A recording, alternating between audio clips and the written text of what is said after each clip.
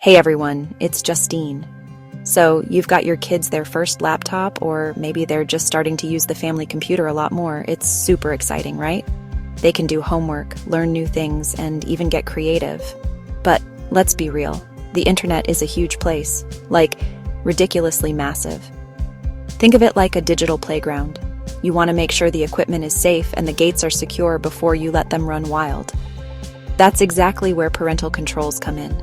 Think of parental controls as training wheels for the internet. You wouldn't just hand a kid a brand new bike and say, "Good luck." You'd be there to guide them, hold the seat, and make sure they don't zoom straight into traffic. It's the same thing online.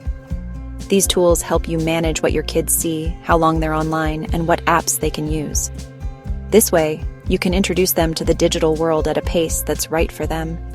It's all about finding that perfect balance between freedom and safety, which, as we all know, is a huge part of parenting in general. The best part is that today's tech makes setting this up easier than ever.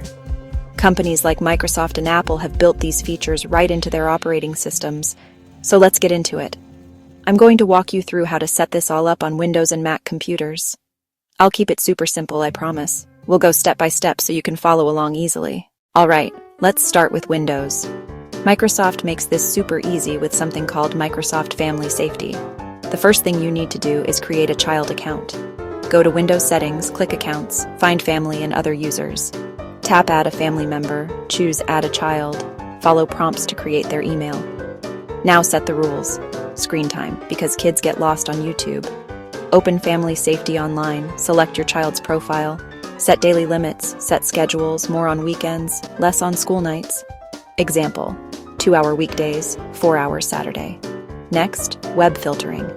Open content filters in the dashboard. Here, block inappropriate sites automatically. Add sites to an always blocked list. Finally, activity summaries, not spying, staying informed. Weekly email digest from Family Safety. See websites visited, see apps and games used, see time spent. Great conversation starter. Talk with them if something stands out. Stay connected in a healthy way. Now, for all you Apple fans out there, setting up parental controls on a Mac is just as straightforward. It's all managed through screen time and family sharing. Open System Settings, click on your Apple ID at the top, go to Family Sharing. From here, you can invite your child to the family group. Head back to System Settings. Click on Screen Time. You'll see your child's name in the sidebar.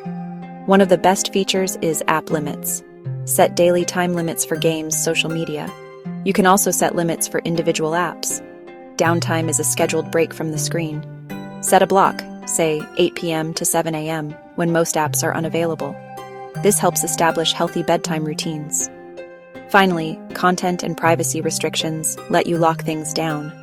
Prevent installing apps, disable in-app purchases, restrict explicit content in music, movies, and TV shows. Use the web content filter to limit adult websites automatically or restrict access to only approved websites you choose. Now, I know all these settings might seem like a lot, but here's a tip. Just start small. You don't have to enable every single feature all at once.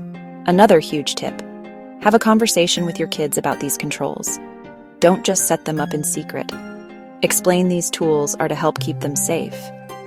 Frame it as a team effort to navigate the online world safely. When kids understand the why behind the rules, they're more likely to respect them. Remember, these settings are not set in stone. As your kids get older and show more responsibility, adjust the controls. A setup for a 7-year-old will look very different from one for a 14-year-old. By taking these simple steps, you're not just setting up a device. You're building a foundation for responsible digital citizenship.